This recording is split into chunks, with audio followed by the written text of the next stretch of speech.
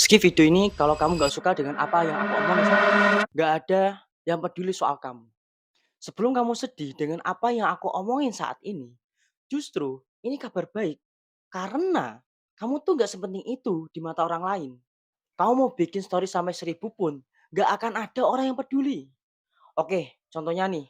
Kalian lagi lihat cowok yang lagi ngomong dari tadi di YouTube. Terus kalian mikir, nih cowok ngapain sih? Sok kepedean banget, sok paling tahu banget soal kayak gini gitu. Oke, tapi aku jamin setelah ini kamu nggak bakal mikirin aku lagi.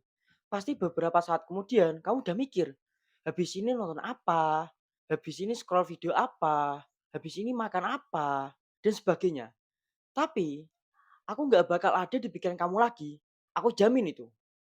Nggak ada yang peduli sama kamu lebih dari kamu peduli sama diri kamu sendiri.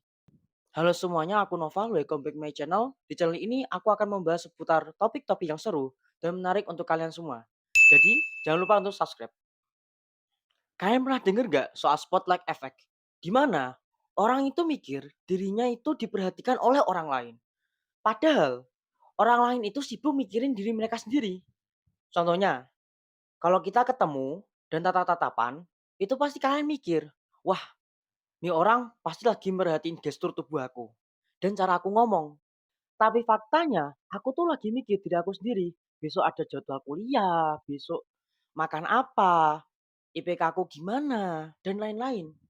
Dan sama halnya juga, opini kamu tuh sama bobotnya dengan opini orang lain. Sama-sama nggak penting. Contohnya nih, pas kalian lagi di tongkrongan, kalian lagi ngomongin si A. Si A nih nikah lagi. Ini baru aja selingkuh loh. Orang ini hamil duluan nikah loh. Bla bla bla bla bla. Kalian nggak mungkin kan ngomongin dia berlarut-larut malam, sampai kalian mau tidur, bahkan sampai kalian bangun tidur dan mau makan itu masih mikirin soal dia. Pasti enggak kan? Kalian tuh cuma salah satu topik pembicaraan dari banyaknya topik pembicaraan yang lain. Jadi pertanyaannya, kalau pendapat mereka nggak sedalam itu, kenapa kamu biarin mereka mendikte masa depan kamu? Kenapa itu menjadikan kamu overthinking? Oke, next aku mau bahas cara yang aku gunakan supaya aku bisa mentamingi diri aku sendiri dari pendapat-pendapat orang lain. Aku bayangin di atas kepala aku ini itu ada suatu saringan. Ada jari yang gede banget dan semua pendapat orang itu harus masuki filter itu dulu sebelum itu bisa masuk ke dalam diri aku.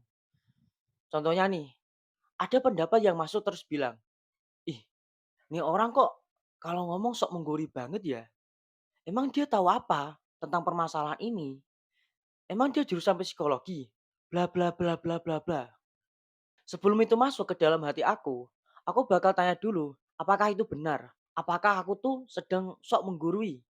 Kalau misalkan faktanya enggak, aku tuh lagi sharing dari pengalaman-pengalaman aku. Karena emang passionnya itu bikin orang tuh merasa termotivasi, terinspirasi. Kemudian, aku nggak sedang menggurui orang, aku cuma sekedar berbagi aja. Terus kalau misalnya dia bilang, oh kan dia nggak lulusan komunikasi, bla bla bla bla. Dia tahu apa?